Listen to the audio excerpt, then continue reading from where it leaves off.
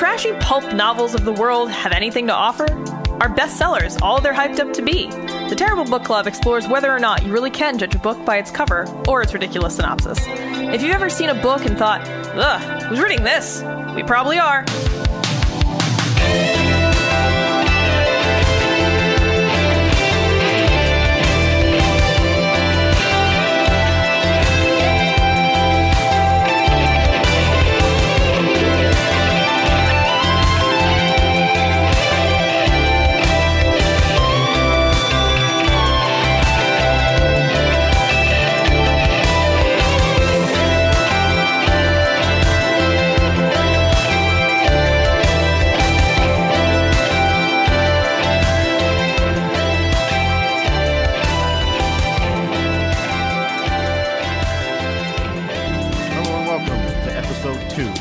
Terrible Book Club. This time, we read Marked by PC Cast and Kristen Cast. I'm Chris, and this is Paris. Ugh, kill me. It's late on a Wednesday. You just finished this. It's fresh in your mind, if anything. We had to do this because I felt the need to discuss this thing immediately with you. Yeah, as did I. I mean, I actually physically threw the book across the living room I saw it happen. Yeah, when I was finished with it, I mean, I've read some books that I thought were difficult to get through that, I really had to mentally psych myself up for, like books for college and things like that. I but just punched the microphone there. I'm mad about this. Yeah. I had to take my anger out on something. It's, it's going to come out, so we figured, better to discuss it now and, temper our rage. But yeah, this was definitely a book where I had to go to a special place in my mind just to get through it. I might have been lightly toasted at all times of reading this book. Yeah, actually today, Chris and I split an awful drink, and I'm drinking a terrible drink now just to get through this. I usually don't drink, but this book drove me back to the bottle. Yeah, I mean, Chris... Or the can in this case. Maybe you don't understand. Chris, when Chris says he doesn't drink, like, he's not even a social drinker. Chris just doesn't... I haven't seen him... Giant wet blanket. No. There's nothing wrong with that. I just haven't seen you drink in about 5 years. And today, because of this book, he drank. I just had to get my nerves in the right place. Yeah, man. We're still finding our voice here, let's say, with Terrible Book Club. We had one episode last week, actually. We kind of went through this one pretty quickly, but the Overton window was a piece of cake in comparison to this. Yeah, man, I would recommend. I feel like with the Overton window, I was going into it with such low expectations that I felt okay about it afterward. It actually made me think, because throughout it, he was leaving these little, or rather not leaving, but using these nuggets of truth. And I actually had to think like, oh, I wonder when that happened. Oh, this is actually a thing that happened. You learned something. This book, I think it actually took knowledge away from me. I am definitely dumber. Yeah, I'm a stupider person overall. I was already know. pretty dumb. No. It was an experience. I mean, we knew we were in for some fucking bullshit. This is my fault. I kind of pushed for this one a little bit. We went through a series of very sort of Twilight-influenced novels, let's say. Yeah, and we tried to choose.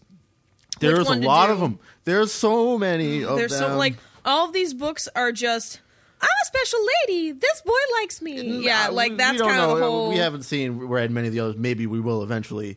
But let's just kind of get right into the background of this book. Once again, purchased for about a penny on Amazon. Got here a lot quicker than the Overton window. True, yeah, this was purchased for a penny. Went right into it. This is by a duo of authors. A duo from hell. Well, maybe Tulsa is, Tulsa close could enough, be hell. Right. Tulsa, Oklahoma. Yeah, hell, epicenter of hell. Sure, somewhere around there, maybe. But it's PC Cast and Kristen Cast. They are a mother and fucking daughter. All right, guys. You shouldn't be incredulous right off the gate just because they're mother and daughter. I am. I've never seen a book written by a parent and a child before. Well, she's like the daughter is not a child now. She's not like 12. She seems to be an adult woman and should be ashamed of herself as a result. As should both of them rather. But yeah, it's a mother-daughter writing team. I can't imagine writing a novel like this with That's what either I mean. of my parents. That's why I was kind of incredulous when I found out it was a duo. Not that there's a ton of vulgarity in this or anything. But there's some. There's maybe a little. There's a couple of scenes that would be kind of questionable to. Although, apparently, PC, the mother, writes it all up front, and then Kristen gets to edit it or something. I think she's like the rewrite. Yeah, I don't know. I think what the mother said was like, "Oh, she makes sure it sounds effectively teenage-ish, ha ha ha," and I was like, it's all her fault. Yeah. So we got this pair of authors, and of course they have a website for this. Oh man, series. Okay, hang on. No. No. Fine, okay, go ahead. So there's a lot of these books kind of have websites for them, and which we didn't know. This is the thing. Another thing we didn't know is that there's such a thing as book trailers. Yeah. All right. Oh, actually, let me clear this up. So this book, obviously, is targeted towards tweens, I'm guessing, like Something kids like, that are preteens. I think probably also some teenage people. I can't imagine later teens, but based on the sort of the style of writing, let's say, yeah, maybe like 11 to 15 or something. That's my guess. And yeah, like Chris was saying, they have these like really crazy websites with pictures of the characters, like actors that they paid. Okay, all right. Okay, Oh, no. So apparently they took the time to hire some models or actors or these poor people because they have like their headshots or stock photos or something in which this is kind of a key part of the plot here, but they have poorly MS painted or photoshopped on tattooed marks. They're vampiric marks of some kind. Dude, because in this book series, all right. The book is called Marked, so you see vampires are marked in some fashion. Apparently they get really dumb fucking face tattoos. Yeah, that's what it is. The dumbest face tattoos also I've ever seen. I don't know if they were like CGI'd in the videos because they're there on the trailers. No. Holy they're shit, clearly Paris. drawn on with marker. You can see how shiny they are in the trailer. Okay, well, my eyes aren't so They're great, not even but hennaed on or anything. They do look kind of like the worst henna tattoos I've ever seen in my life. This is the worst. You guys need to check this shit out. Like, I'm not even right now. Just Google the House of Night series. Go to the sure website. You will find the cast pictures alone. Yeah. Oh, there's also an electronic yearbook of the characters. Yes. There's also spells and rituals. Of course. So that you too can do some spells, I guess. Yeah, But the book trailers, though, there wasn't a trailer for this book specifically, but this series goes on for, I believe, 11 books. It's Jesus finished fucking now. Christ. It is 11 books, and they've wrapped it up very recently. I think last year, in fact. Mm-hmm. And this was written in like 2007. You know what? I don't care. It was 2007. They crank them out fairly quickly after there was like a break. Yeah, it was like a book every 6 months for a couple years. The book trailers, though. Oh man, the worst makeup and like just again, I don't know if they're models because they don't really have any dialogue or anything. They just kind of pose. They look moody. They all look like trailers for shitty porn. Like, that's the weird thing, is that you're like, oh, is this going to be porn in a second? And then it's not. I don't even consider, like, porn. Like, maybe some softcore. Like, softcore. Yeah, I'm like sorry. Red softcore Shoe porn. Diary shit or something. Yes, exactly. If, like, David Duchovny had sidled in. I was just going to say, David Duchovny's going to be Eric Knight. Yeah, okay, Eric Knight. With that name, let's jump right in here. I'm just going to read the back. Let's start by reading the back of the book. All right, so... this is the draw-in for you, so that when you're picking it up here. Enter the dark, magical world of the House of Night.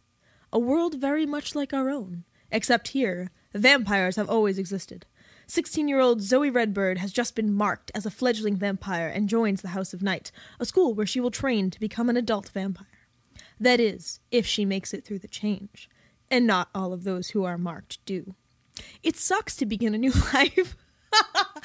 Oh man, I can't keep it together there. Just get through it. Especially away from her friends, and on top of that, Zoe is no average fledgling. She has been chosen as special by the vampire goddess Nyx. Zoe discovers she has amazing powers, but along with her powers come bloodlust and an unfortunate ability to imprint her human ex-boyfriend. To add to her stress, she is not the only fledgling at the House of Night with special powers. When she discovers that the leader of the Dark Daughters, the school's most elite group, is misusing her goddess-given gifts, Zoe must look deep within herself for the courage to embrace her destiny, with a little help from her new vampire friends. that draw you in? You think you want to read? I don't think I would. Jesus Christ. I mean, we're couldn't hold it voluntarily together. subjecting ourselves to this, and I think we kind of picked this up based on sort of review strength alone, let's say, because PC Cast is apparently second tier to Stephanie Meyer here in terms of this vampire lit popularity. Yeah, contest. she's like the princess. I see her frequently compared in like the other books that are in this category. You will always see Stephanie Meyer and PC Cast. If you like those two, check this other thing out. That's it's angels instead of vampires this time. But all right, let's get right into it. The book. How does the book start? Zoe Redbird, or actually, that's what she chooses later on. We'll get to that. Yeah, I forgot what her actual Instantly, name is. right at the start of the book, she is marked by a tracker. Okay, I don't know how this works or what it is. So basically, they give a short, shallow explanation. Really, I missed that for vampirism and the marking. So, I guess I'm trying to figure out a concise way to explain this. You get bitten or anything. No. Okay, so basically, it's just some dude shows up and goes, "Pow, you're a vampire." Well, no. Here's the thing. It's a genetic thing. So the change is when. You mean menopause? Yeah, the vampire menopause happens. So it's like it's sort of. You do stop bleeding, right? No. Let's skip over no, that. I'm sorry. Wow, that fell flat. All right. Yes. So the change, yes. I don't know. Yes, i.e. I'm not a smart person. No, i.e. and e.g. are used in different senses. Anyway, i.e. when a human becomes a vampire fledgling, you see, it's sort of like a pre-vampire. So the change comes on usually around the time of puberty, and it's set off by that almost. And like these trackers can somehow sense it. But it doesn't happen until the tracker finds you or something. Well, it seems... again, very shallow. They didn't really flesh this out. But so are you saying like the tracker can like smell vampire puberty or something? Yeah, exactly. That's kind of what they make it seem like. And it's something that you're born with innately. Like you can't catch it or anything. Some people are, vampires or whatever, some aren't, but not everyone survives, as the back of the book so eloquently just explains. I missed the whole genetic part. I was carrying through the whole book assuming that this dude just showed up at the end of Zoe's school day. Apparently only she could see him or something, so he's some kind of invisible. No, her friend saw him too. Or her friend knew about it. Her friend Kayla, who is not really a central character. Yeah, no. She's just sort of the setup, because obviously it's the end of the school day for Zoe. She gets zapped by a tracker. Yep. And all of a sudden she has a crescent moon outline on her forehead. Yeah, you remember those shitty tattoos we were talking about? Yeah, it's a blue outline of a crescent moon. And it's apparently huge.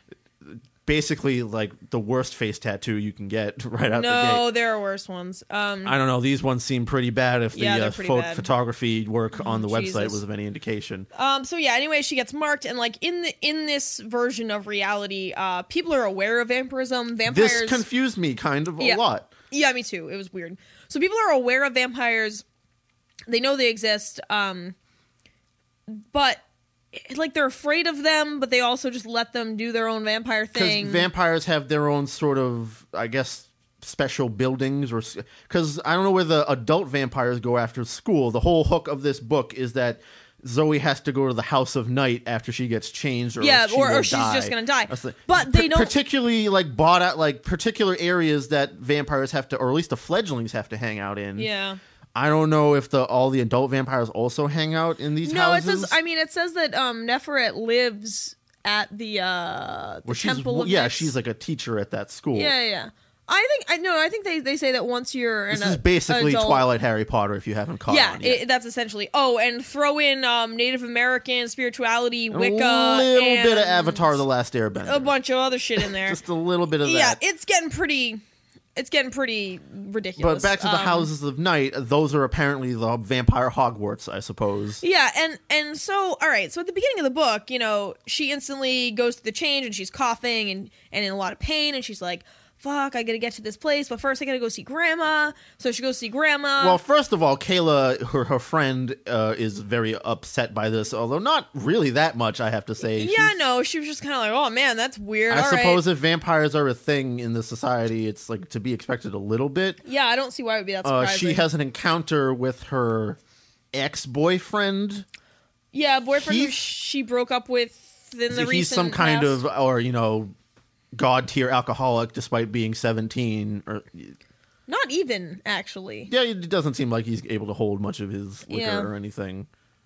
But yeah, he sort of notices the mark, and there's his friends in his truck, of course, because he's a football player, and because Oklahoma and trucks. Oklahoma and the South and football in America and all this. Yeah. A little bit of a southern tinged setting here. Oh, that's right. So I'm gonna just get right into this. So this whole book is set in Tulsa, and the main character is suspiciously identical to one of the authors.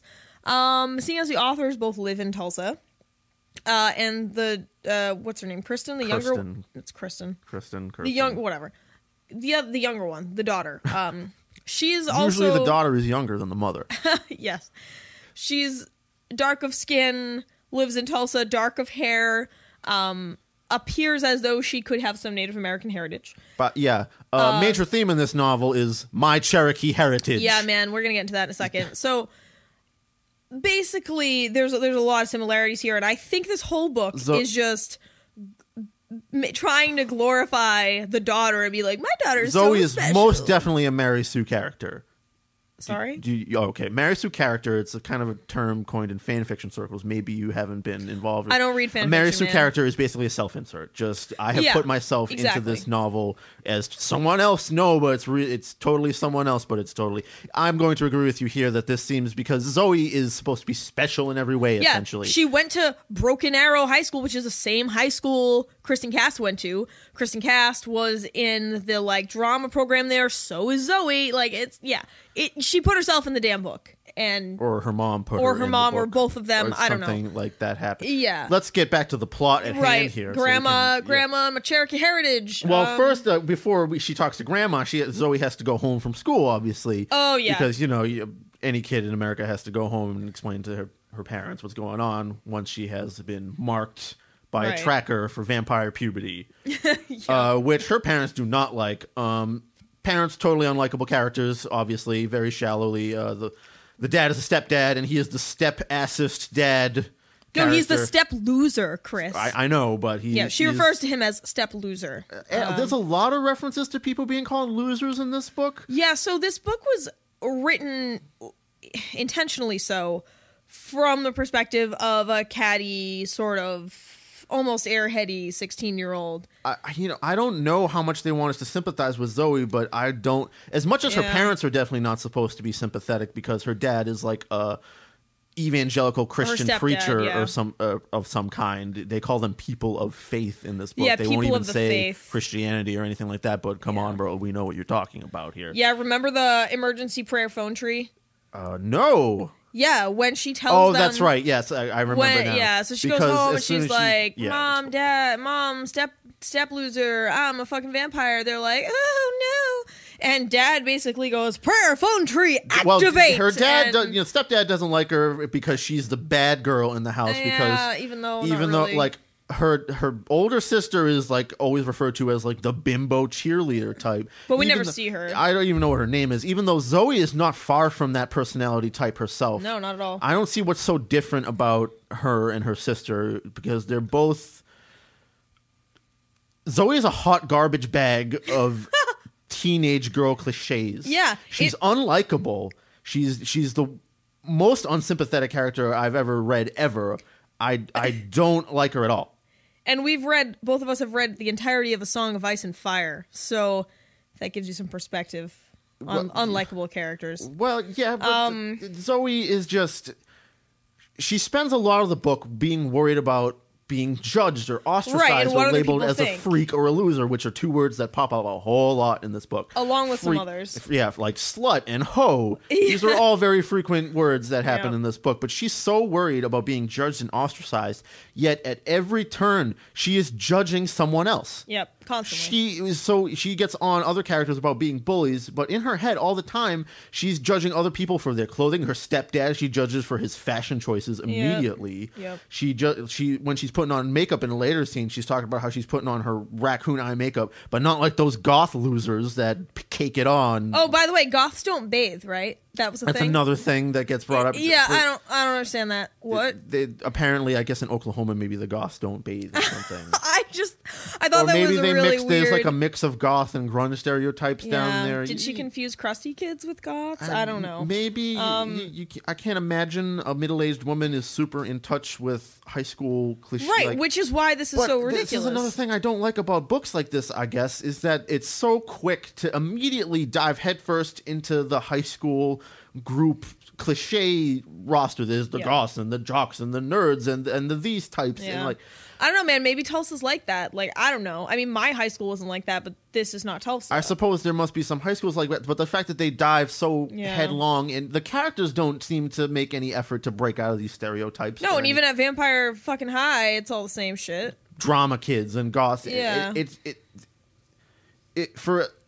If teen lit is supposed to be worried about teenage issues, I would think that a thing that's a part of that is being labeled all the time or stereotyped.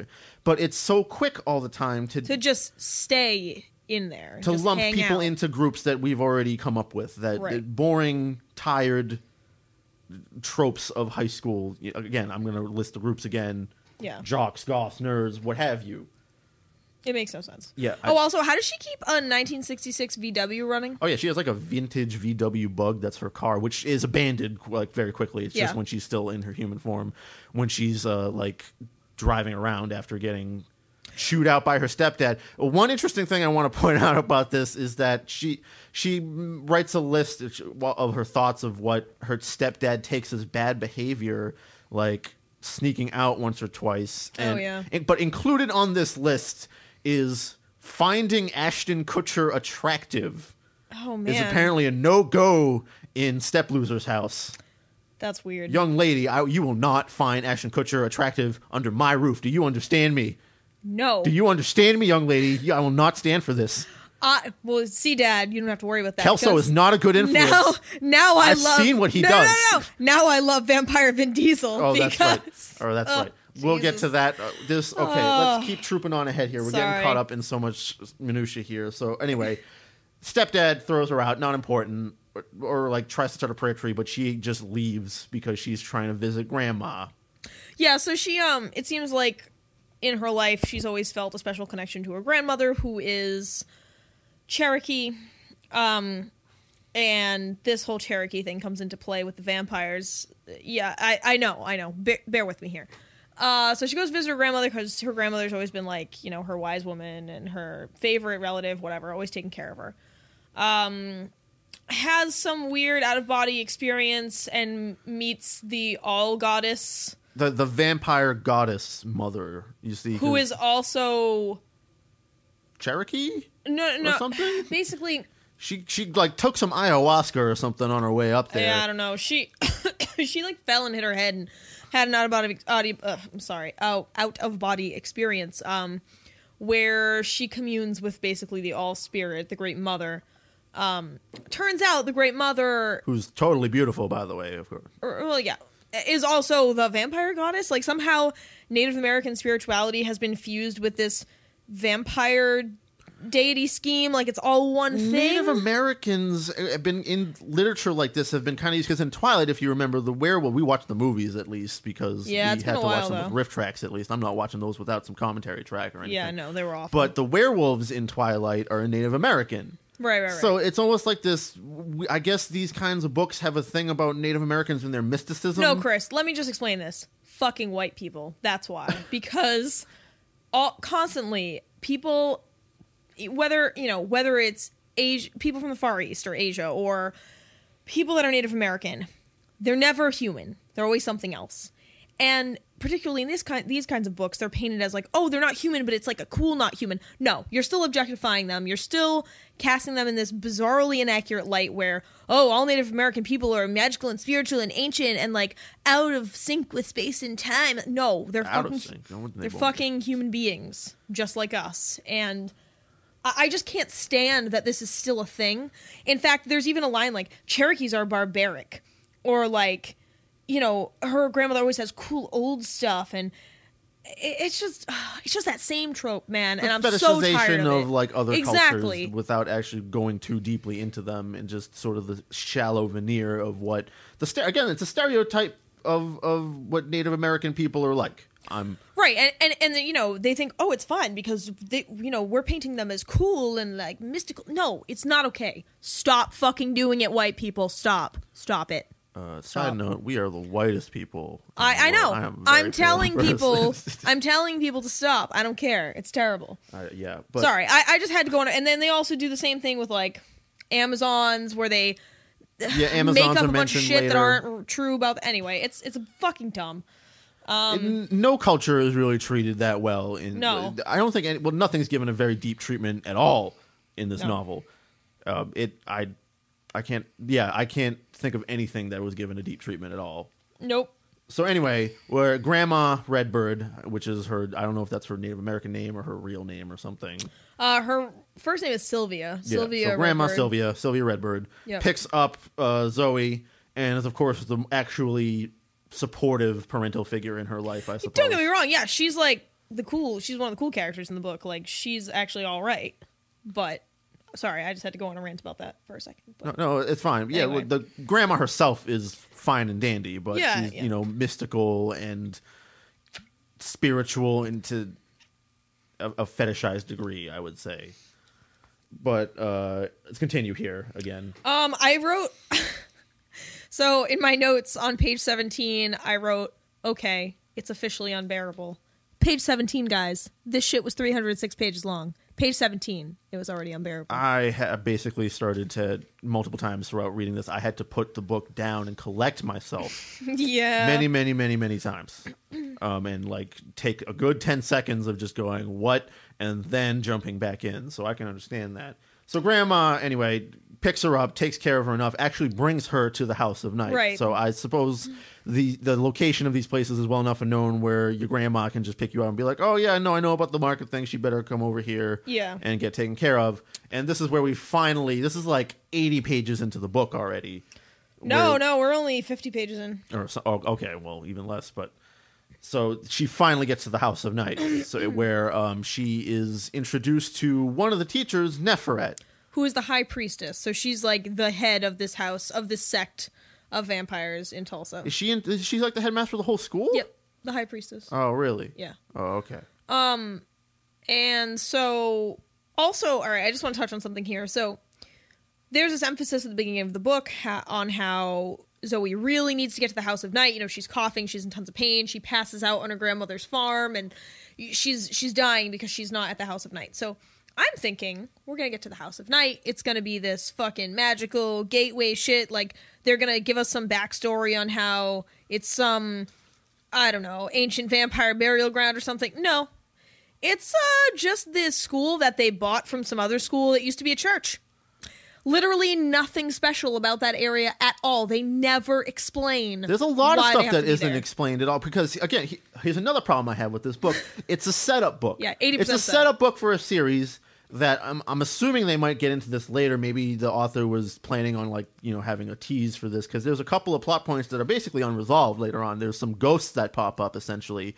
Because zombies or ghosts or something. Because you can still die from the change that's happening to you despite being at the House of Night. So 1 in 10. So 10%, I think. Yeah, 10% of the straight kids up die.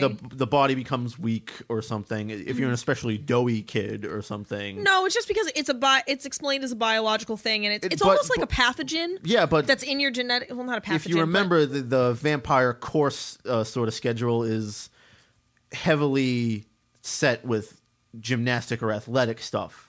In order to keep the. And they try to feed them well, but then we'll get to the fact that it's not good food, but I don't understand that anyway. Yeah, so it's a part... Let's get back to the whole setup book thing, actually, because this book, it's just setting up a series, and it's supposed to... It leaves so much unresolved, and it doesn't explain anything. Yeah, so you buy the next book. But I guess. There's not even really much of a conflict in this book. I don't think it's spoiling anything to say that the major conflict comes between Zoe and this girl we're going to meet in a brief moment, in a very strange moment.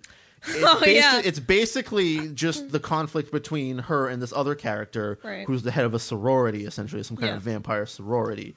And that's it. That's the major conflict, is Zoe and this other and then the this other zombies, and then the 17-year vampire zombies. That's not even a conflict, though. It's like they pop up and they run away.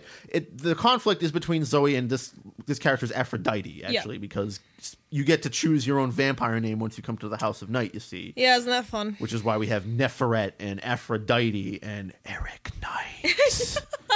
That's the only way I can think about saying that name. It's so funny. So yeah, it's a setup book, and it leaves nothing explained, which I don't think makes this a good book. No. Because the conflict is, again, shallow high school drama stuff. Yeah, it's like Gilmore Girls, but vampires and worse somehow. I mean, I hate Gilmore Girls. It's basically Zoe figures out ways to get catty at Aphrodite, and she like gets one up on her a couple of times, and that's the book. Yeah. That's the whole central conflict to this book is just Zoe and Aphrodite. Zoe doesn't like Aphrodite because Aphrodite's a bully, even though, again, Zoe is very judgmental of pretty much everybody around her. There's one character, Elliot, who is one of these fledglings who dies later on, in fact, and becomes one of these zombies that she sees. But she immediately judges him for being just kind of chubby, not having a really good time or a smile on his face. And having nappy hair. Having nappy hair. She judges him for having nappy hair. I'm just going to put that out there. There's a very just world thing going on in this book where obviously if you're not working hard enough and you're not presenting yourself in a good way, that's not rewarded. To the point where in this book that if you're chubby and a loser, you die from not keeping up with the change or something. Yeah. And Elliot is this totally, supposed to be unsympathetic character, but I can sympathize with him probably the most because, bitch, I just got changed to a vampire. I'm like 15. I don't know how to handle this shit. Yeah, and everyone hates me because I'm chubby and I have nappy red hair. Like, I don't know. You got to pick on the gingers, right? That's what you do. Guess. Even though pretty much everyone in this book is either redheaded or blonde. I think there's one brunette, which isn't even spelled right. Oh, Jesus Christ. Can we get... Oh, man. All right. Hang on. There's so many tangents. This is going to go on forever. We're trying to maintain some linearity here, but it's a lost cause. All right. We got to fly through this. So the next major thing that happens... so she gets to the House of Night, meets Neferet, who's the high priestess who runs the whole school. She's like, oh, your mark is... Okay, so... The mark on her forehead, the outline of the crescent moon, when she passed out and met the Great Mother, it was filled in. It got filled in. Which is rare for a fledgling. Right. It's only adult vampires. Only fully changed vampires. Something we haven't mentioned yet, by the way, vampire, Vampyre. Always the Y. Always the Y. Because fantasy novel. Yeah. Continue. Continuing the fantasy novel tradition. So after that, she introduces her to... Actually, no, that's right. So after she meets with Neferet, she's like, all right, you feeling better? Like, they give her some stitches or whatever, and Neferet heals her with her magical healing powers. She's like, all right, I gotta take care of some shit. You want to just go down this hallway, take a right, and then another right, and meet me at these big doors? And she's like, we come to Harry Potter and the Chamber of Blowjobs. You heard that correctly. Zoe comes upon two people, a male vampire, which it turns out to be Eric Knight. Yep. And Aphrodite, who is the major, I suppose, villainess of this story. Yeah. She's trying to give him a little... a bloody blowjob. Yeah. Actually, it is a little bit bloody because she's incorporating... Right, she, cuts his jeans or something. Yeah, so... Why don't you paint the picture for us here? So basically what happens is Zoe is trying to follow Neferet's directions and is like, all right, I'm going to go down this hallway. And she makes note that no one's really around. She's like, it's kind of empty, but I'm not scared. It seems cool. Going down the hallway... and then off, and as she's walking, she mentions that there are a number of hallways branching off of this main one. Eventually, she gets to one where she can hear voices, and so she's sort of like, Spider-Man's up against the wall, and it's like, shit, I don't want them to see me, because it sounded like it was an intimate exchange. And she starts spying on what's going on, and there's a man up against the wall. There's a blonde woman on her knees talking about how he wants it. And she slices open his jeans with her super sharp nails, cuts open his thigh, and I don't remember if she successfully or unsuccessfully drinks his blood. A little bit. But she's trying to give him a blowjob, and he's not having it. He's like, no, I don't want this. Like, please leave me alone. This scene is like a major sort of focus point for the rest of the novel. Yeah, it gets brought up several times. It gets brought up several times. The blowjob in the book is brought up many times. Yeah, only one This book is not afraid to use the words, when you saw me sucking his dick earlier. Also, there's tons of slut shaming, which this book, okay, I was waiting, but this is the perfect moment. This book is rife with slut shaming Yep. and general misogyny almost, despite the fact that most of the characters are female. None of the characters are even likable females, I would say. Well, a few of them are, but we'll get to those later. But this blowjob is such a focal point of the whole thing. Interestingly enough, it's only Aphrodite that is labeled as the nasty hoe or the slutty girl. Like, these hoes used a whole lot in this book. This book is written like a middle-aged woman trying to sound like a teenager and doing so very unsuccessfully. Yeah. Extremely unsuccessfully. But it's always Aphrodite that is painted as the nasty one. And Eric is, of course, he was refusing it at this point, but assumedly he'd gotten a few before from Aphrodite or something. But Zoe never has a problem with this, even though Zoe has a huge problem with oral sex, apparently. And making out. If you even think about making out, you're a slut. Later on in the book, her friend Kayla tries to pick, goes to the House of Night with Heath, it turns out, to try and find Zoe. We didn't even tell them who Heath was. Heath is her human ex-boyfriend. Yeah, that we mentioned him earlier as the alcoholic or whatever. Yeah. But they go to find Zoe later on in the book, and Zoe figures out that perhaps they have had some intimate exchange and is immediately just cuts Kayla off. She's a slut, nasty hoe. She's discussing this later with her friends in the book and just immediately calls her a slut. Just straight up a slut all the time for having made out with her ex-boyfriend, who she doesn't even like anymore. She's constantly referring to him as my ex-boyfriend, but the second that Kayla may have made out with him, even after they were broken up, Kayla's the slut, and she starts calling Heath her boyfriend again, almost boyfriend. This happens over, 3 paragraphs. One paragraph, ex-boyfriend, couple paragraphs later, boyfriend. It's like, what? I want to return to the oral sex part here let's because there's go a back whole to paragraph the chamber of dedicated blowjobs. to how Zoe finds this disgusting, which, it's not for you, I suppose, but Zoe's opinion on it apparently is that no girl with a brain in her head would let herself be used like that. Yeah, because you would never willingly put a dick in your mouth. I suppose not, or it's disgusting if you do, I suppose. Although getting your dick put in someone else's mouth is fine, because there's never any issue with a male having their dick sucked. Or anything like that. Yeah. I don't understand. Basically, this book is just the PC cast lecturing young girls on not having any sort of sexual contact, which... This book is Twilight as if it was written as a lecture. A lecturing like parent. your mom is scolding you. Yeah. I get it. It probably comes from a well-intentioned place. You don't want diseases spreading. You don't want kids getting into shit they can't emotionally handle. But it comes off as totally ridiculous. It's 100% sex negative at all times. Super, At all times. Yeah, it is. Even though Zoe has had multiple boyfriends or whatever, but she doesn't consider herself a slut at all. Yeah, and I think it's interesting that at some point... Not that I would either. No. But I think it's weird that, she has this double standard for herself and for others where there are points where she's like, oh, I don't want to even think about making out because that would make me a slut.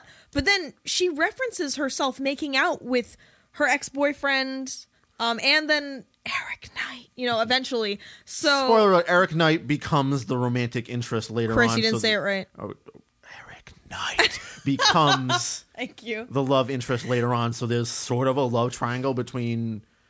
Or I guess love square. I was going to say, Chris, it's a square. Love rhombus. Square. Love rhombus. A love square. Love rhombus. Yeah, that's good. That is occurring between her and Heath. And I guess Kayla, too, right? So a love... Pentagram. Pentagon. Which is it's a love pentagon. Pentagrams are a thing in this book. A love pentagon. Yeah, okay, fine. Pentagon, whatever. The pentagon of love. Yeah. All right. But she's only considered herself slutty when she tries to make out with Eric Knight in front of her dorm when it's late at night or early in the morning, I suppose, because, by the way, vampire classes happen at night, of course. Even though vampires don't burst into flame or anything in the sunlight, they just get real squinty, which is actually how I get in the sunlight, because you're a vampire. I have a terrible vision Chris. problem, and it causes me to basically squint a whole lot in the daylight more than anything, so I suppose that this is a school full of people with my condition. I guess I'm a vampire. Chris, you're a vampire. That's great. I don't have a dumb face tattoo, though, so... Well, we can fix that. No, I'm fine. I have my dumb tattoo already. It's on my wrist, but... So this book is super sex negative, like Chris was saying. Also really insulting to minority groups, like gay people.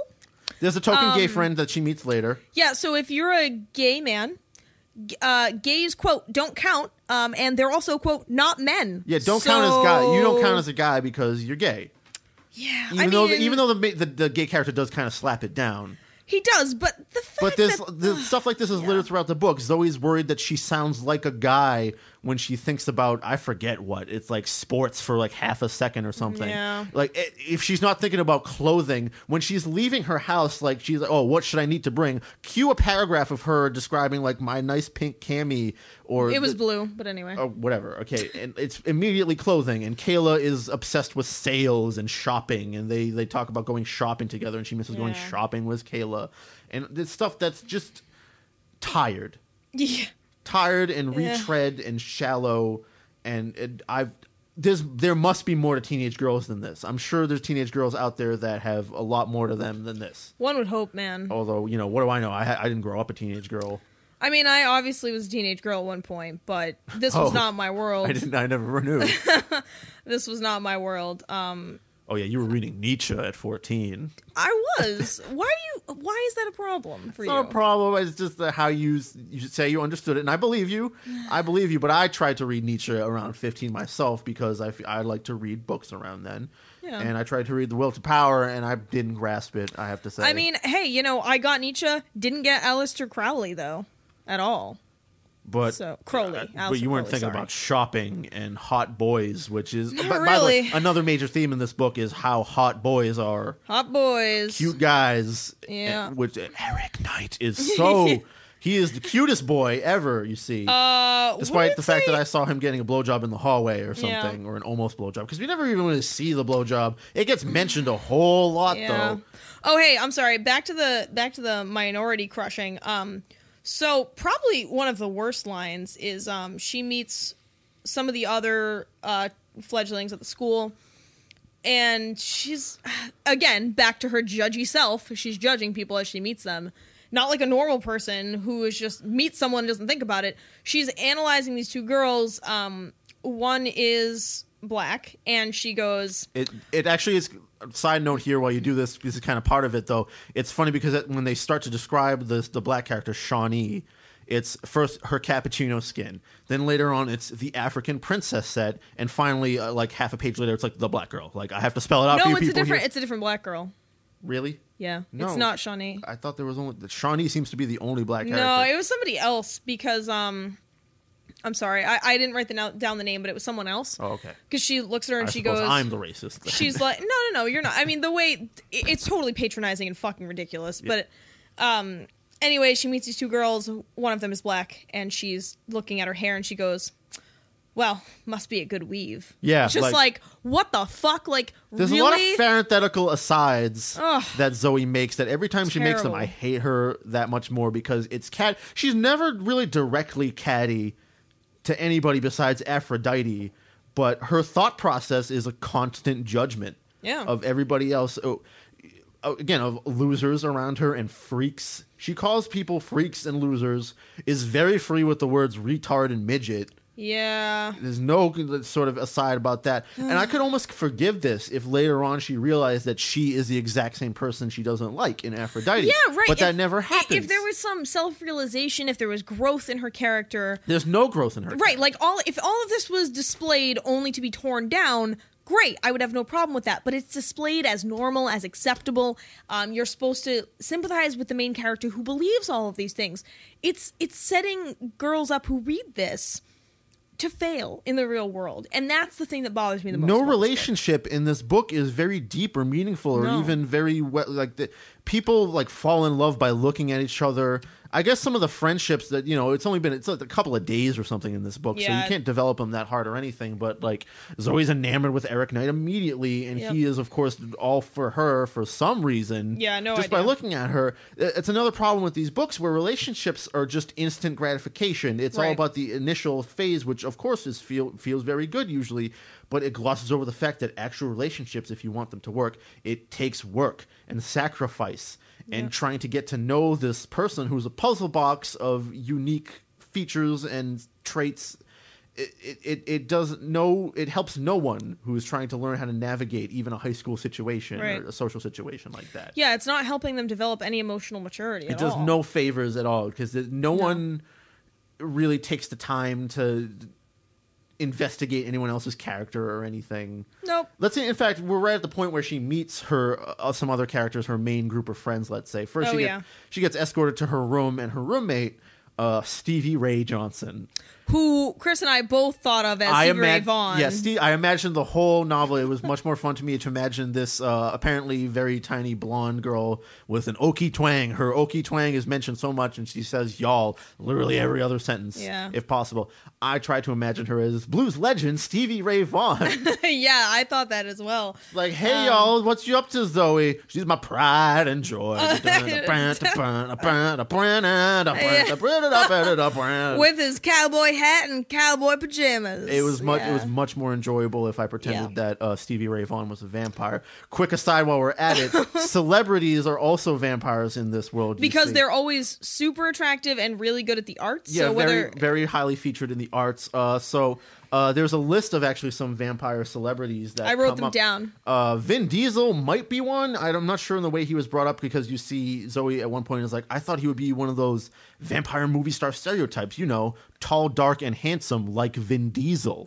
Which made me laugh for a good 5 minutes. But there's a couple of other characters that are listed as vampires. Actually, it's part of Stevie Ray's background because she's really into country music. She wants to be a country star. She's taken intro to music, I suppose. Yeah. But the three vampire celebrities that are especially featured are Kenny Chesney, Faith Hill, and Shania Twain. You also forgot Garth Brooks, the biggest vampire of them all. Yes, apparently a huge vampire. I haven't seen his face tattoo, his crescent mark. Yeah. So this kind of makes me imagine like this sort of coven of hillbilly liches that are like writing country music. Hillbilly lich bards. I don't know. This is going to come up in our D&D campaign later, Paris. Yeah, it will. Gonna have to. So, all right. So, my next note is pretty great. So we're introducing the friends here. So we got Stevie Ray, the roommate. All right, Stevie Ray. Fine, whatever. Shawnee, go through the black girl.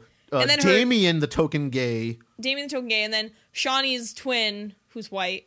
But they're like the identical. They're identical in personality. They're not really twins. They just call each other twin in a cutesy teenage girl manner. Yeah, because they say the same things at the same time. They both love shoes. They both wear the same stuff. But she's black and the other one's white. What is Zany world we live in? This book is garbage. This book is completely crackers. I cannot stand it, Paris. I cannot stand it. Wait. All right, so I have a couple things to think about before we continue. To speak about. So I have a note. We're halfway through the book, by the way. This is like 150 pages of 300 pages. No, I have for page 106, nervous diarrhea.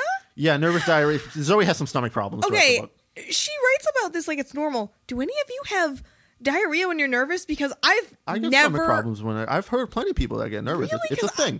That's not just a vampire thing. Okay, I thought this was just an out of touch with reality weird thing because I've never heard of it. I'm surprised you've never experienced the fear shits or like.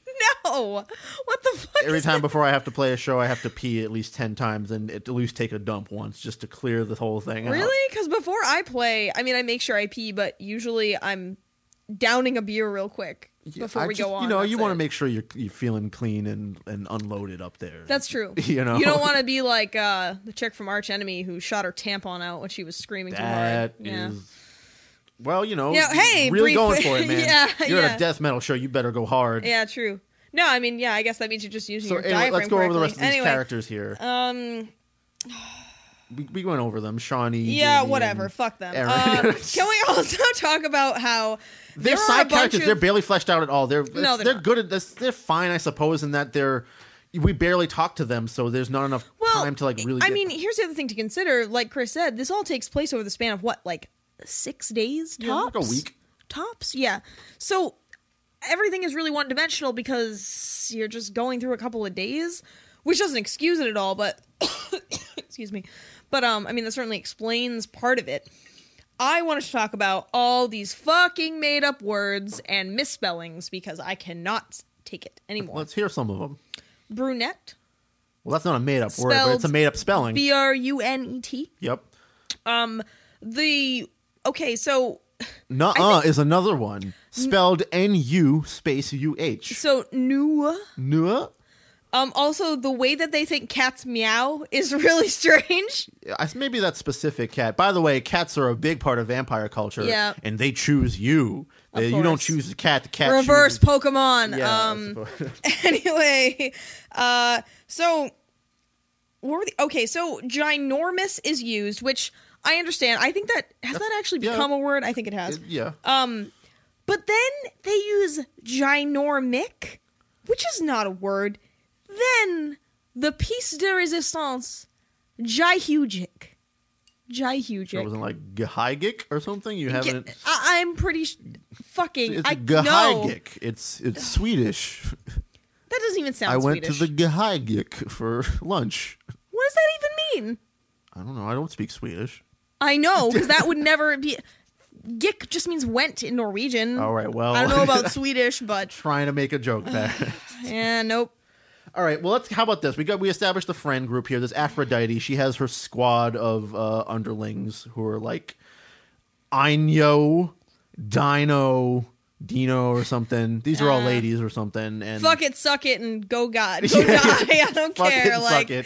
Oh god, the fucking suck it twins. But yeah, they're just part of the sorority, the Dark Daughters or whatever. Right. And Sons and Dark Sons. It's not. Yeah, it's not even anything. They just go out and do nothing basically. Some sort of in group for the sake of being like a sorority, exactly like a sorority. Yeah, I suppose. Right. But let's get. How about this to the classes?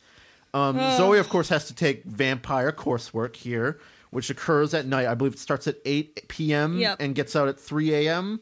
I believe, yeah. Zoe's course load here. Let's go through this here. It's first class, first hour, Vampire Sociology 101. Yep. Which, as soon as I read that, I burst out laughing. Yeah.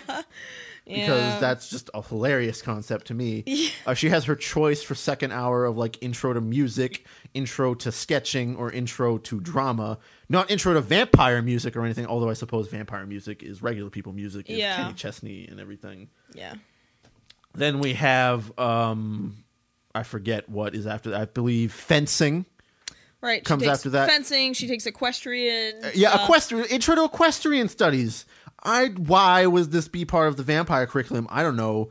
The fencing, I suppose, just to be really cool in 18th century or something. Yeah. By the way, special note, the professor of fencing, his name is Dragon. Yep. Dragon Langford, Professor Dragon. Early on in the book, I was like, man, this is turning into like fantasy kitchen sink. All they need are dragons. And then I read that and was Professor like, Dragon. well, Professor done. Dragon, the fencing instructor. You've completed the circle. Professor Dragon, the vampire fencing instructor at the vampire Hogwarts. Yep. I can't stand this book. So in Vampire Sociology, they talk about how Amazons were vampires, how they were all vampires, and how they perpetuate that whole myth where Amazons cut off their right breasts. That's not true. Stop perpetuating dumb bullshit. And then I didn't have the time to look up the whole forearm handshake and bowing. I don't ever remember discussing that when I apparently took the classes vampires that take that, cues from supposedly Amazonian society or because something. they were vampires as well, and that they're very matriarchal or something. Right. Even though apparently the male vampires were still considered the protectors and the fighters of the vampire system. I hear, I suppose. So yeah. I guess that could be fine in a matriarchal society too. That doesn't preclude that from happening. But, no, but it is a little. But the gender roles are pretty clearly set out automatically. So I don't understand. Like, it's just because there's a vampire high priestess or something, or it's the goddess Nyx. Is that it's matriarchal? Well, it's matriarchal. Just means that the society is governed and organized by women. Obviously, doesn't. But we don't really see vampire society outside of the school. No, so because they're all broken up into these houses of night throughout. But that's the world, the houses of night are just the schools, right? I guess. Where do the adult vampires live? Where do they go? I don't know. I know Neferet lives in the Temple of Nyx, but I don't know. Doesn't Kenny Chesney have to go on tour or something? Yeah, maybe adult vampires don't have to be at the House of Night or something. No, they don't. I'm pretty sure they make that clear. Well, I don't know, but I don't know. It's dumb. Oh, also Shakespeare was a vampire. Yeah, Shakespeare was a vampire. Oh, and he was ancient, even though Shakespeare only By existed the way, several centuries ago. You didn't see this, but there was a video on the site of like someone reciting a Shakespeare poem as a portrait of Shakespeare zoomed out and a mark appeared on his forehead. Oh one of these God. horrible face tattoos. Wait, what Shakespeare poem was it? It was some sonnet. I don't know. I don't remember. He has so many sonnets, you can't just say. Anyway. I don't remember. Oh, you know what? I will say, the single thing I liked about this book, it opened with a Hesiod poem. And then they also referenced She Walks in Beauty, which is one of my favorite Lord Byron poems. And I was like, oh, wow, I found a thing I like in here. I'm going to treasure this. The author must have read something before. Yeah, it was just like a morsel of sanity that I clung to. Yeah, but it's just like a cheap, like, look how literary I am. I feel like it's really just cheap, and I don't think it lends any sort of credibility or anything to this book. No, I'm just saying that it was my tiny life preserver during the sinking of the Titanic that was reading this book. Yeah, all right. So we got vampire classes. Zoe goes to these, and like it glosses over this. Dude, 200 pages is just like, I went to vampire class, blah blah blah. Like that's the whole it's like 2/3 of this book is just her going to vampire class and meeting some friends and standard high school drama where she's catty with Aphrodite. Oh, also, can we talk about how Hollywood and Broadway are somehow interested in an Oklahoma high school's production of West Side Story? Yeah, you see, Eric Knight is a award-winning, world-renowned Shakespeare reciter of some kind. Yeah, he's a really good actor. Goes on cue into things that he's memorized or something like that, which is why he's so cute and alluring. By the way, he looks like Superman, Paris. Did you know that he looks like Superman? He's got a curl in his hair like Superman. He looks like Superman. Yeah, Superman, Superman. Yeah, she goes on about that at length. He looks like Clark Kent with his cute curl and how he's Superman. Because he's literally a Superman, you see. Brilliant. Now I want to talk about our favorite word in this whole series, Chris. What's that word? Poopy? Yup. Yeah, here's the thing about Zoe's character. She seems unable to say certain things. I suppose she's supposed to be a naive teenager, but she won't even say crap at all. She says it like once in the whole book. She prefers to say poopy. Also, they say fuck and stuff in this book. Other characters do, for the most part, but Zoe says poopy and nasty hoe. She's fine with saying slut or blowjob. Yeah, the poopy thing, it's just like... Just say shit. Just say shit. Or crap. Or turds. It just doesn't... It totally blew me away. I was like... I don't know what to do. I can't even read this. Like, there's a lot of mentions of poopy, you see, because she goes to the horse class, and that's basically shoveling horse shit. Yeah. The class. Yeah. I'm taking 2 credits for this. Are you serious? Yep. Oh, I'm sorry. I forgot one of the horrible misspellings. Mannequin. So, mannequin, Mannequin, typically. In this book, Manikin. Yeah, that's how it's spelled in Dark Souls. I don't see the problem. That's not how it's spelled. Maybe in some other places it's spelled that way. You're very set in your ways with spelling. I'm sorry. All right. Maybe I've just learned this single spelling and I don't know, but it looks wrong to me and I don't like it. But yeah, there's plenty wrong with this book. That again, spelling is the least of our worries. And when she sees a horse, she automatically knows whether it's a mare or a stallion or a gelding. Yeah, you just gotta look down, right? Just give it a little, just peek under. No, it's not always that easy. I've never been around horses, Paris, so. I don't know. I mean, the horse was like galloping at her from the side. I don't know how she was just talking about, oh, the mare. Like, how the fuck did you know that was a mare? You can't see anything. It's her vampire gift. Yeah, whatever. Well, speaking of vampire gifts, let's go on to like pretty much the last major section of this book, which is a series of rituals, which is basically the same ritual over and over and over again. There's a little bit of Avatar: The Last Airbender in here, in that air, earth, fire, and water. And spirit is a fifth element here instead of love, as it was in one of the best movies, The Fifth Element. Yeah, dude, I agree. But the fifth element here is spirit. So some of these rituals involve people standing at points on a pentagram in a magic circle. Yeah, so they like shove Native American spirituality with some Wicca and paganism mishmashed into sort of this elemental cast, calling on the goddess to, and the elements will hear me. So you have to have people stand with candles at certain ends of the pentagram. Yep. And a major plot point of this book is that Zoe seems to have affinity for all 5 sections of this casting circle, which is unheard of. Which is unheard of and unique or something. Like usually you only have, I'm the fire person or I'm the air person. Yeah, so this book beats you over the head with the fact that Zoe is unique. At every turn, she's unique in every fucking way. It's just... Yeah, Zoe is the best and, clearly destined for special things, which... I don't ever like when books do this kind of thing where it's like the main character is the most special above all just because. It's never revealed why Nyx has especially blessed Zoe for any reason other than the fact that it's a Mary Sue insert character that so the daughter can feel extra special. And I think that there are. I mean, Fifth Element's a good example of how that happens, but it's not done in a terrible way. Lilu is a special character, but she's not doesn't automatically win at everything all the time. Exactly, she's fragile at the start. She's especially fragile all the time, right? Which is another point of contention because Bruce Willis has to come and save her. Yeah, I know. There are problems. I mean, we like the Fifth Element, but obviously there are problems. Same thing with Blade Runner. Love Blade Runner. But there are some major issues there.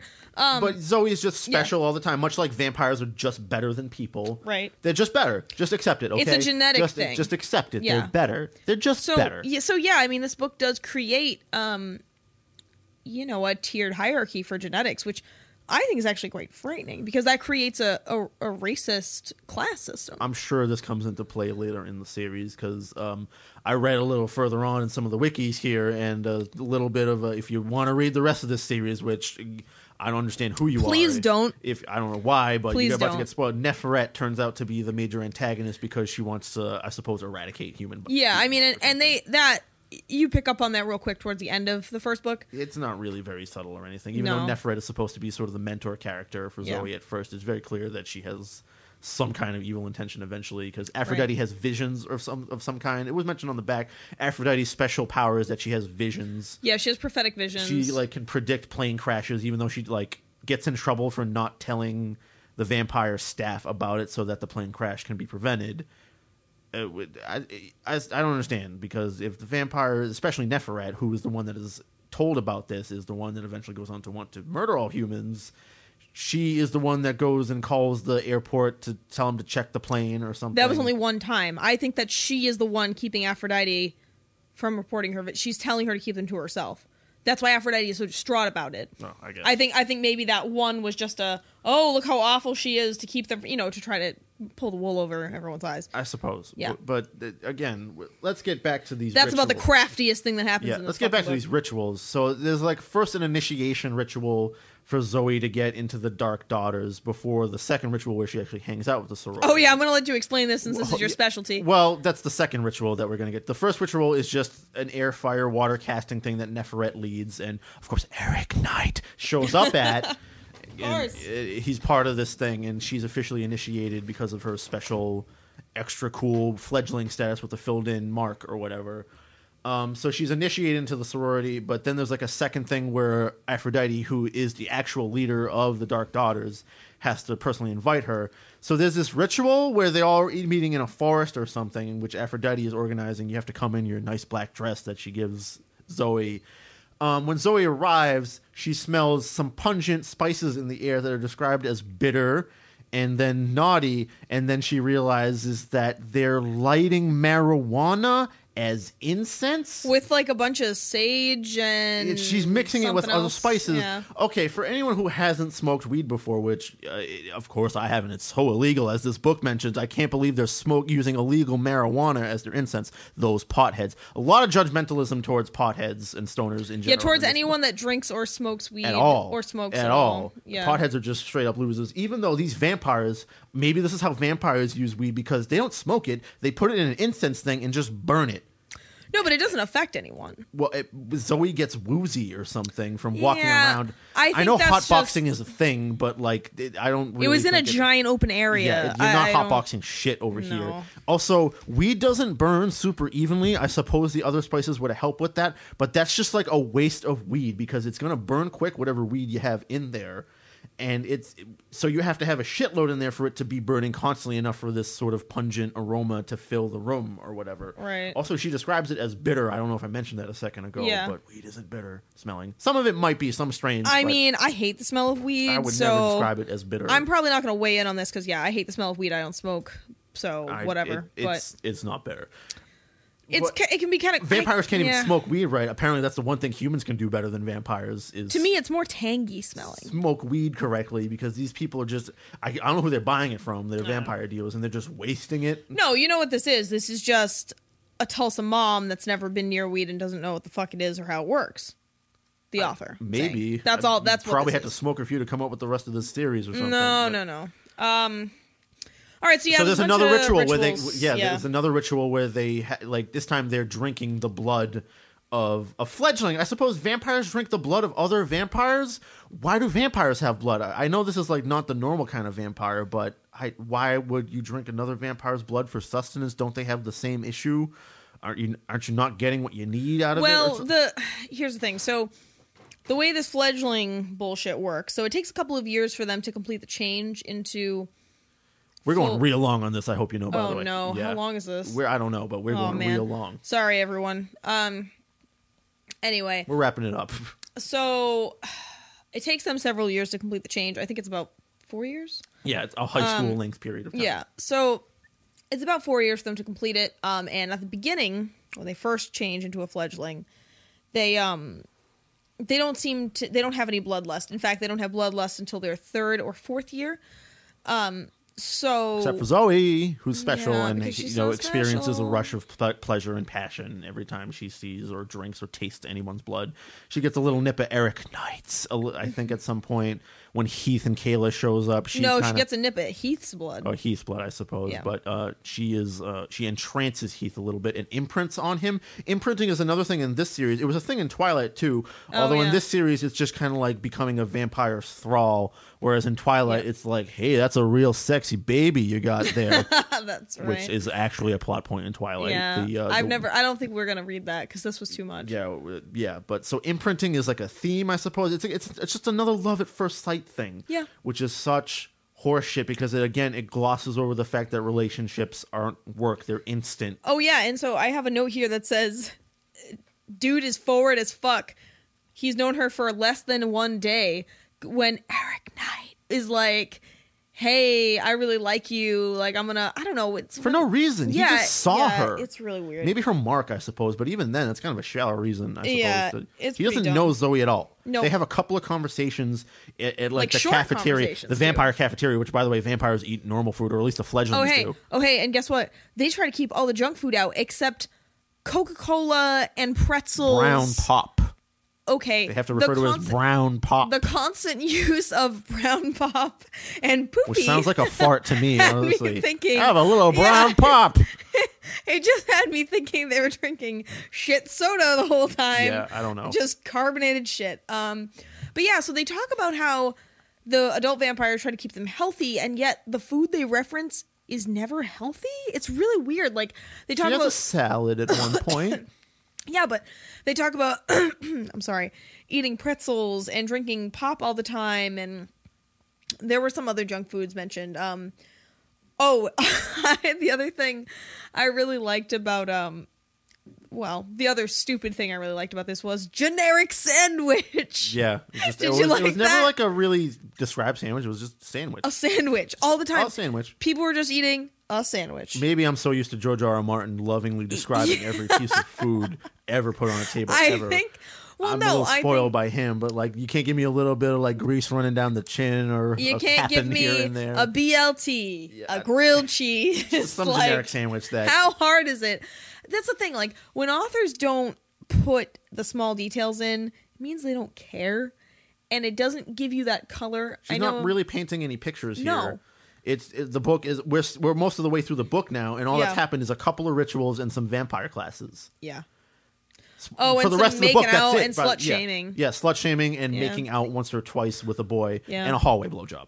Yep. The hallway blowjob was the most erotic part of this whole thing. Oh, and if you have even piercings... though this whole book was about as erotic as a funeral. I don't know. They gets pretty hot and heavy at some points. as hot and heavy as like really? a book for 12-year-olds. Feel something could. move here? No. Don't worry, I was in that casket at that funeral along with you. Okay, but yeah, I'm saying that like I can see maybe an 11-year-old being like, "Oh my god, they made out and her blood was racing and she felt his pulse and oh my god." She's talking about blowjobs. Yeah.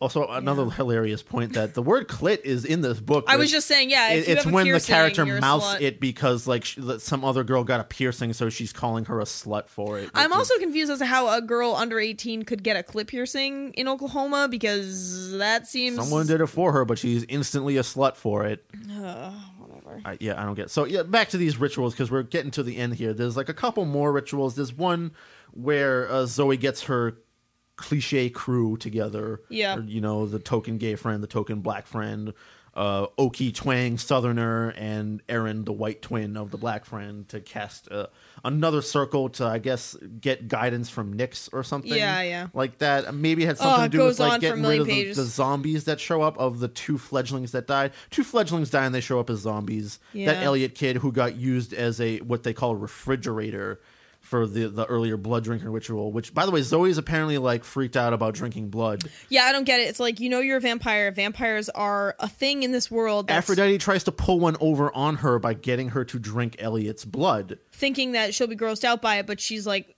super into it. Zoe is grossed out by it a little bit after the fact, but like, why is that a way to get one over on Zoe? Yeah, and why is... I don't know. And why is it even surprising that you'd want to drink blood if you're a vampire? Yeah, we have our third sense. ritual, which is another elemental casting here. And then finally we get to the climax of the book, basically, which is the Dark Daughters and the Dark Sons, which the only one of note really is Eric Knight. Yep. So you go out to like because it's Sam Hain. It's Sam Hain. Glenn Danzig's in town with his band. Yep. And he's yeah. doing all the hits. He's even doing some of the Misfits. Yeah, they're outside the wall singing doing Mother. Skulls and We Are 138. Yeah. That's my best Danzig. Her black wings. All right. It's my best Danzig. I'm not going to go further than that. All right. But they're all sneaking out for their final ritual, which because the spirits are especially the veil between the worlds is thinnest, I think is the phrase. Yeah, that's the usual malarkey that we pull for this. So they go out, and Zoe's trying to like finally pull one over on Aphrodite because she wants to kick her out as the leader of the Dark Daughters, because Zoe's been initiated into this group, but she now wants to sort of usurp Aphrodite because she considers Aphrodite a bully. Coup. It's a teenager coup. She considers Aphrodite a bully, even though, once again, Zoe is just as bad, at least internally. She's maybe never outwardly mean, but still horrible on the inside. Except to Aphrodite, she's really mean. She's really catty, and that's like the major like sort of witty or like plot point of this book is her like being catty towards Aphrodite. Yeah. That's basically, this has been happening at this point in the book, and now they're about to go out, and Zoe's about to have her final moment, so she has her friends sort of stay back while she goes out to handle this. Right. And Aphrodite, they go to this gazebo outside of a museum or something. Yeah, they never explain the significance of the museum. I don't know why. It was a location that's probably actually in Tulsa that the author could describe, even though she doesn't describe it that well. Oh, no. I'm saying, I wonder why it was so important for them, like why that gazebo was a place for them to cast their spell. The only gazebo that they knew in town for casting Sam Hain rituals or something. Yeah, no. So anyway, they summon some ghosts or something that have some bloodlust. They've been in the land of the dead, but they still sacrifice some blood to the ghosts once in a while.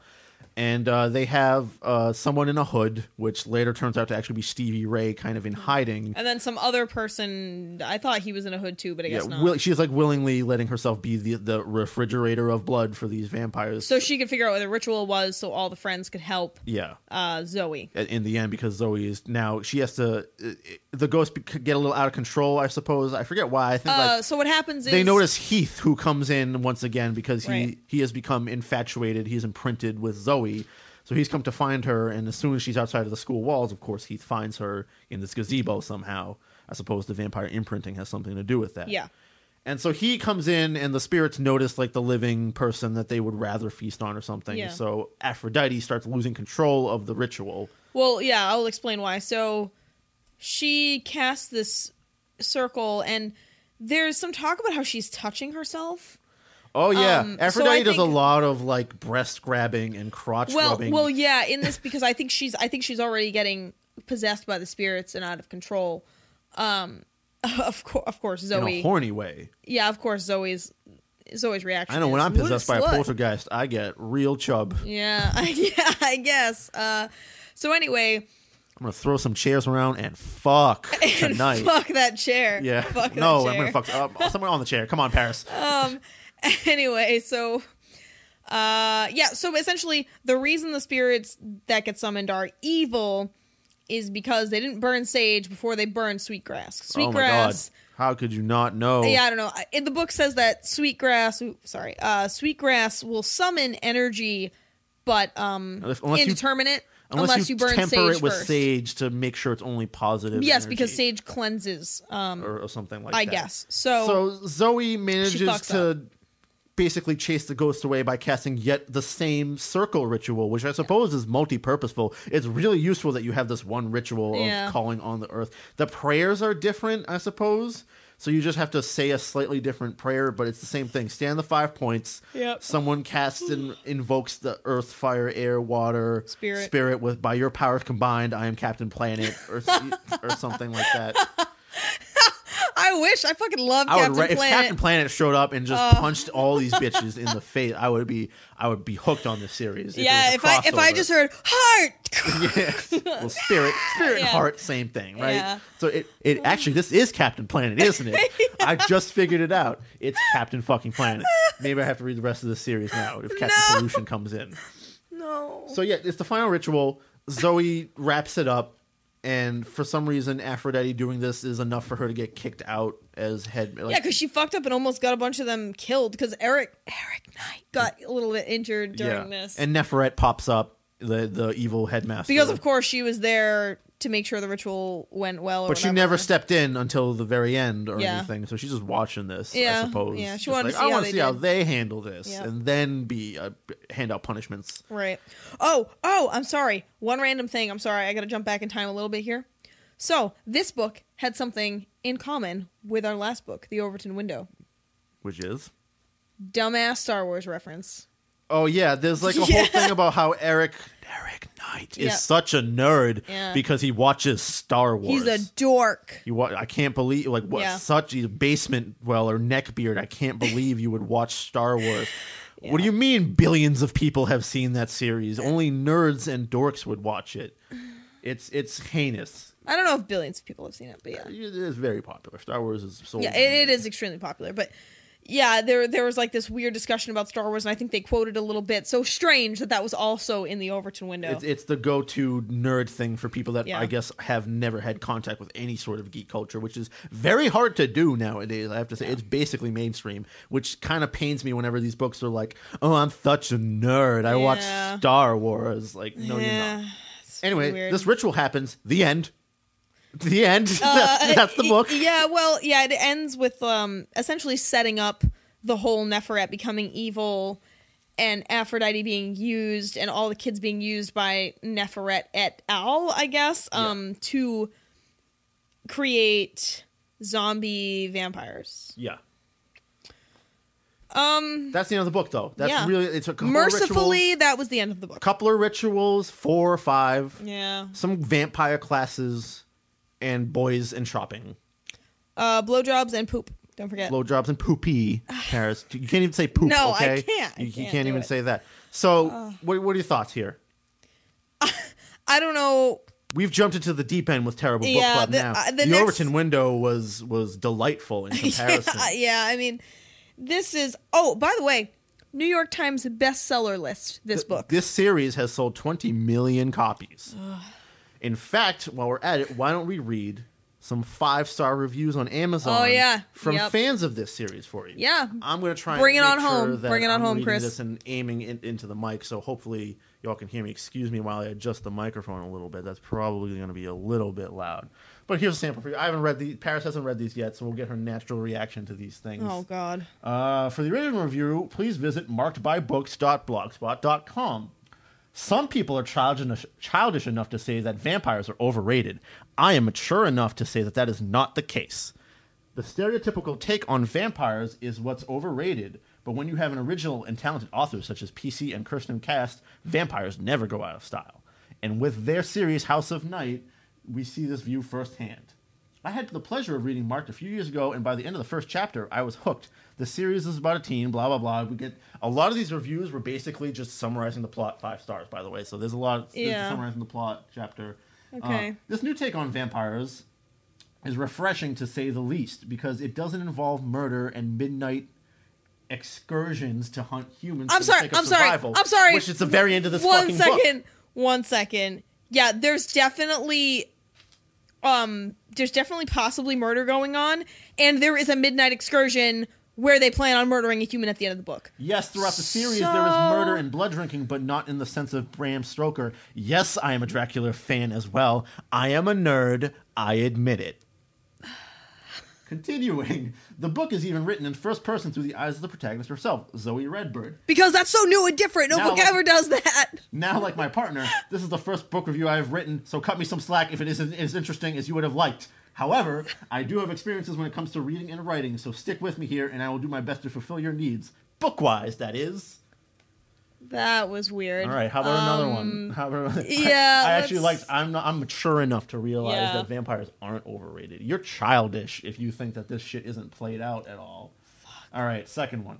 This book is better than Twilight. I am now obsessed with this book, and I'm dying to read the next. I can't believe that some of the reviews say they hated it. And for all the moms that are concerned about the language, I am 12 years old and haven't said a cuss word once. That's my favorite. That's my favorite review. I recommend this book to all. I have read so many books in my life, but this one is the best by a mile. I am obsessed with reading, and I want to become an author one day. Please read this book. It is the best. Remember, I am 12, so don't worry about the language. Okay, not sure if actually 12 or 12 troll. By the spelling alone, that's a 12-year-old. Oh, fuck. And finally, my favorite 5-star review. Oh, you read this? Gift. What? Gift. That's it. Gift, 5 stars. Like they got it as a gift? Or it is a gift? Or you should give it as a gift? Gift. Gift. Just gift. Period. All right, so that's the end of this story. This was a miserable experience. Please do not read this book. Hot pile of garbage. Completely despicable. A disservice to women and I suppose vampires even at large. If you are one, you can be very offended by this book. And it, honestly, a disservice to teenage girls, to teenage boys, even if to readers. Yeah, to readers, to authors, to the world. People with an imagination or eyes to read this. Yeah, to the world. All sorts of to weed smokers that know how to smoke weed properly. People with ears to hear the audiobook, man. This is just... Yeah, I would thoroughly recommend not reading this book, but going onto the website. Yes, please go to the website. House of Night Series or houseofnightbooks.com. Figure it out your fucking self. You have Google. I am done putting effort into this book. Yeah, all right. And with that, this concludes the second episode of Terrible Book Club.